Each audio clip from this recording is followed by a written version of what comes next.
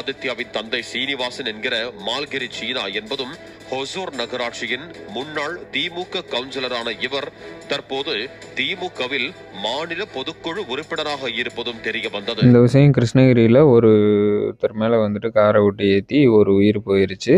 அந்த வீடியோ வந்துட்டு நீங்கள் பாருங்கள், உங்களுக்கே தெரியும்.